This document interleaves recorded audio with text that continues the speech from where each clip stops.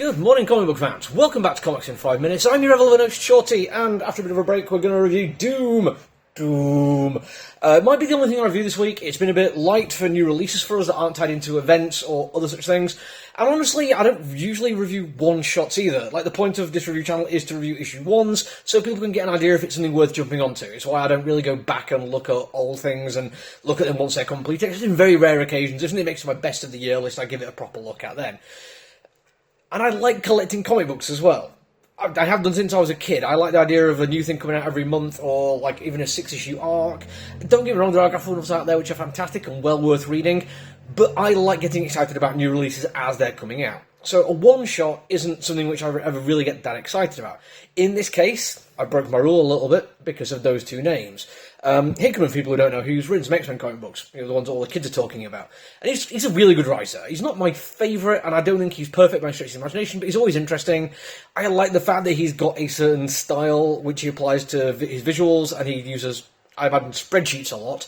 But I'm mostly here for the Sanford Green of this one, and in the credits they're both listed as writing and plot and responsible for the art. I think this is to say they've basically done a really good collaboration together, and it does come across really effectively. We're going to talk about Hickman first, because I think he's going to be like the driving force behind the writing, and a lot of the stuff I like about this is the story setup and the pacing of it. For a start, we come into this at a point where some action has already gone on, and throughout the comic book we are basically shown what's led to this point and the preparation for the final confrontation. And I don't think I'm going to be spoiling too much here when I say that the final confrontation is between Doom and Galactus. And the reason I don't think I'm spoiling anything about that is because look on the comic book cover there. And this is a fantastic one to have, because yes, people will talk about Thanos as being the Mad Titan and like responsible for so much stuff, but in my mind, probably based on what a lot of like really hardcore Marvel fans have told me, Doom is the enigmatic, more powerful, certainly more intelligent villain that can accomplish greater things because they are more than just their powers. They're a culmination of an awful lot of things, including their willpower.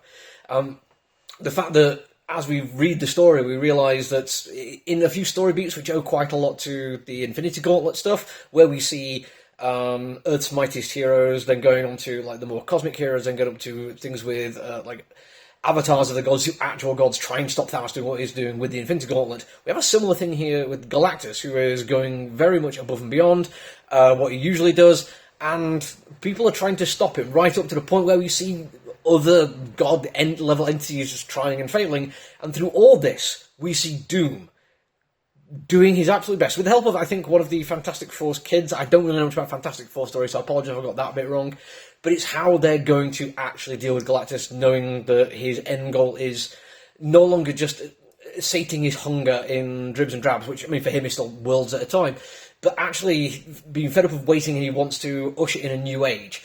And this is very much a immovable object versus an unstoppable force, and when you're building up to this, it's very easy just to kind of write it off, I suppose, being like, well, it's going to be this titanic clash, or who's going to win, but in this one they manage it really quite nicely by the pacing of it and building up this tension, seeing what Galactus is capable of, but also reminding us exactly what Doom is capable of, and they do this fantastically.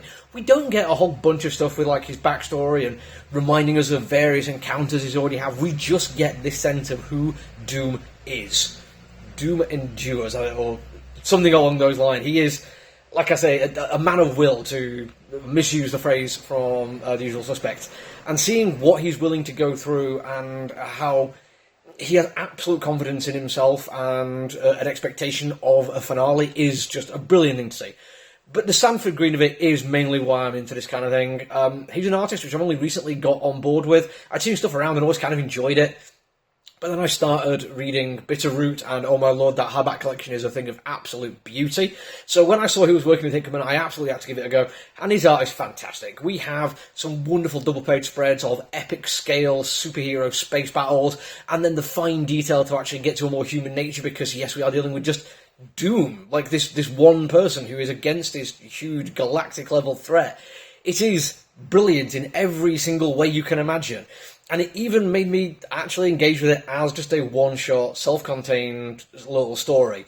and I ended up buying a copy myself. I didn't think I was going to. I think it was going to be in my head something I could read and enjoy and talk about, but I want to be able to go back to this. I want to be able to go back and read it again and fall into this world and see this fantastically layered storytelling and the epic, dynamic conclusion, which comes about as both fantastic writing and fantastic art. Genuinely love this one.